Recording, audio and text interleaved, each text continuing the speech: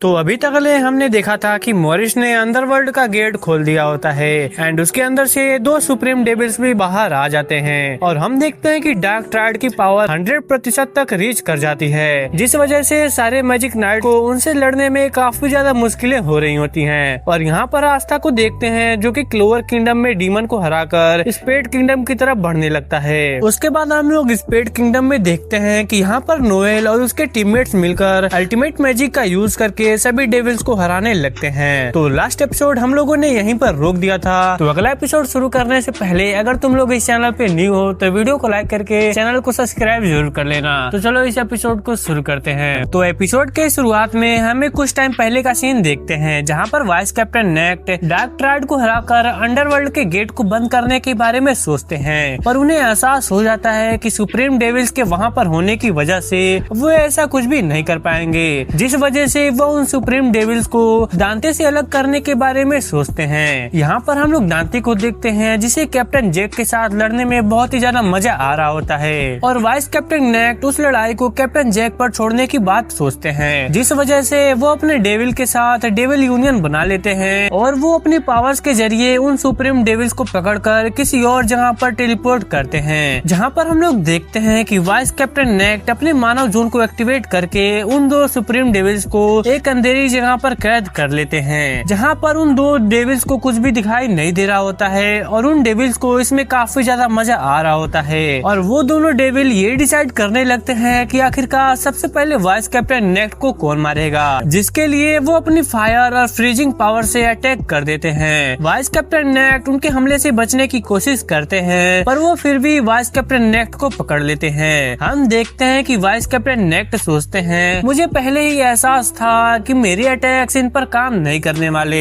और ऊपर से इनकी मैजिक पावर काफी ज्यादा है, वो तो एकदम एंडलेस है। तो अब बस मैं इनसे बचकर ही भाग सकता हूँ जब तक ये लोग मुझे मार नहीं देंगे, क्योंकि मुझे ज्यादा से ज्यादा टाइम के लिए इन्हें कैद कर रखना ही होगा। वो डेविल्स वाइस कैप्टन नेक्ट को वहाँ से भागने के लिए कहते हैं, पर वाइस कैप्टन नेक्ट इन चीजों के लिए बिल्कुल भी मना कर देते हैं, क्योंकि उन्हें मौत से बिल्कुल भी डर नहीं लगता। वो तो बस इस डेविल्स को खत्म करने आए थे। और तब हमें वाइस कैप्टन नेक्ट के जज्बे का कारण बताया जाता है। उसके बाद हमें इनके पास्ट का सीन दिखाया जाता है, जहाँ पर हम दो जुड़वा भाई मॉर्गन और नेट को देखते हैं, जो कि वैसे तो ट्विंस ब्रदर होते हैं, पर फिर भी वो लोग एक दूसरे से काफी ज्यादा अलग होते हैं। जहाँ पर बड़ा भाई नेक्ट एक बैड पर्सन होता है और छोटा भाई मॉर्गन एक बहुत ही बढ़िया अच्छा पर्सन होता है, जिसने मैजिक नाइट को भी ज्वाइन किया होता है। हम देखते हैं कि मॉर्गन नेक्ट को भी मैजिक नाइट को ज्वाइन करने के लिए कहता है, पर नेक्ट को इसमें बिल्कुल भी इंटरेस्ट नहीं होता।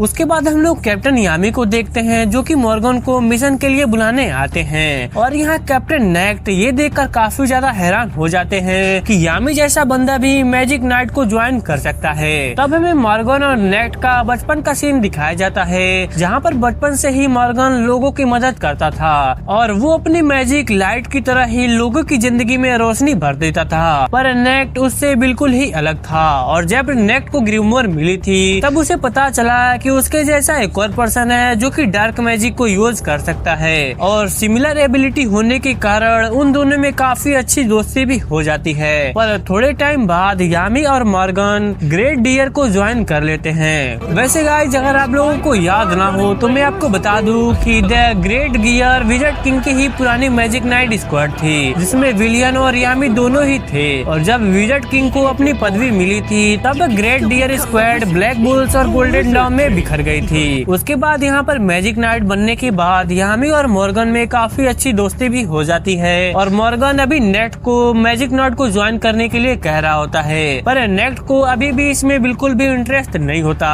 नेक्ट के पेरेंट उसे घर का मुखिया बनाने के लिए कहते हैं, पर नेक्ट उन्हें मॉर्गन को चुनने के लिए कहता है, लेकिन उनके पेरेंट उसे बताते हैं कि मॉर्गन के पास तो लाइट मैजिक है और उनके घर का मुखिया वही बन सकता है जिसके पास डार्क मैजिक हो, क्योंकि वो लोग काफी समय से डेविल्स के ऊपर स्टडीज करते आए हैं और क्योंकि नेट के पास शैडो मैजिक है तो वो इसी स्टडी को कंटिन्यू भी कर सकता है। नेट यह सुनकर थोड़ा सा डर जाता है, पर उसे इसमें और भी ज्यादा इंटरेस्ट आने लगता है और नेट खुद को इस काम में एकदम झोंक देता है। और यहाँ पर हम लोग देखते हैं कि यामी और मॉर्गन भी मैजिक नाइट में काफी ज्यादा फेमस भी हो जाते हैं। हम देखते हैं कि यहाँ पर नेट ने 4 डेविल के साथ अपना कॉन्ट्रैक्ट बना लिया होता है, जिससे कि नेक्ट के फादर को लगता है कि वो एक जीनियस बच्चा है और वो उसे सुप्रीम डेविल्स लूसीफिगस के साथ कॉन्ट्रैक्ट बनाने के लिए उसे एक कड़ा देते हैं, जिसे सुनकर नेक्ट बहुत ही ज्यादा खुश हो जाता है। पर हम देखते हैं कि मॉर्गन नेक्ट को ऐसा करने से मना करने लगता है और वो अपने पेरेंट को समझाने लगता है कि वो लोग फॉरबिडन मैजिक का यूज कर रहे हैं, जो कि एक क्राइम है। पर नेक्ट किसी की बात सुनने के लिए तैयार नहीं होता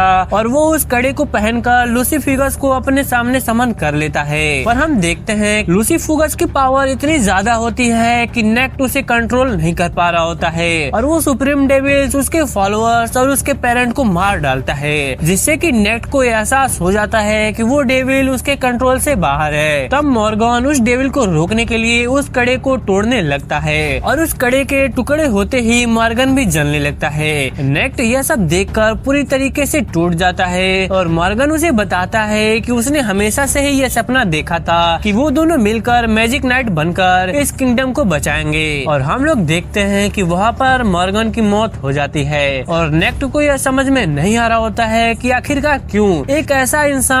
ऐसा अच्छा इंसान मारा गया, क्योंकि उसे लग रहा होता है कि उसकी जगह तो उसे ही मरना चाहिए था। तब वो गॉड से मॉर्गन को दोबारा से जिंदा करने के लिए कहने लगता है, पर नेक्ट को एहसास हो जाता है कि अब कुछ भी नहीं हो सकता। उसके बाद हम लोग वाइस कैप्टन नेक्ट को देखते हैं, जो कि सोच रहे होते हैं कि मैं खुद को कभी भी माफ नहीं कर सकता, तो इसलिए मैं अब इन डेविल्स को रोकने के लिए किसी भी हद तक जाऊंगा। मैं इन डेविल्स को किसी भी अच्छे पर्सन को छूने नहीं दूंगा, तो इसलिए मैं यहीं पर अपनी लिमिट को सरपास करूंगा। मुझे मरने से बिल्कुल भी डर नहीं लगता, पर मुझे अभी सिचुएशन को देखना होगा ताकि हम लोग जीत सके, जिसके लिए मुझे इन डेविल्स का कुछ न कुछ तो करना ही होगा। मेरे सारे डेविल्स मिड लेवल के डेविल्स हैं, जो कि इन सुप्रीम डेविल्स का कुछ भी बिगाड़ नहीं सकते। मुझे मेरी लिमिट्स पता है और यही वो कारण है जिस वजह से मैं अब तक छुप कर काम करता आया हूँ। जब मेरा भाई मर गया था तब यामिन ने मुझसे कहा था कि जब वो स्क्वाड बनाएगा तब मैं उसका वाइस कैप्टन बनूंगा, और मैंने तभी से डिसाइड कर दिया था कि मैं किसी को भी अपने भाई की तरह मरने नहीं दूंगा। यहाँ पर हम लोग देखते हैं कि वाइस कैप्टन नेक्ट अपने डेविल के साथ मिलकर डेविल यूनियन को परफॉर्म कर लेते हैं, जिससे कि उनका मैजिक काफी ज्यादा इंक्रीज हो जाता है और वो एक सिंगल स्पेल को इतना ज्यादा पावरफुल कर देते हैं जिससे कि उनकी पावर एक सुप्रीम डेविल जितनी हो जाती है और वो उन सुप्रीम डेविल्स को अपने साथ साथ कहीं पर कैद कर लेते हैं। पर हम देखते हैं कि उन सुप्रीम डेविल्स की पावर अभी भी काफी ज्यादा होती है और वो वाइस कैप्टन नेक्ट की उस स्पेल को तोड़ देते हैं, जिससे कि वाइस कैप्टन नेक्ट बहुत ही ज्यादा जख्मी हो जाते हैं। वाइस कैप्टन नेक्ट को इस तरह हारा हुआ देखकर उन दोनों डेविल्स को और भी ज्यादा मजा आने लगता है और वो दोनों कहने लगते हैं अब तुम्हें मारने का वक्त आ चुका है, तो चलो फिर अब आखिरी टाइम हमें अपनी चीखें सुना दो।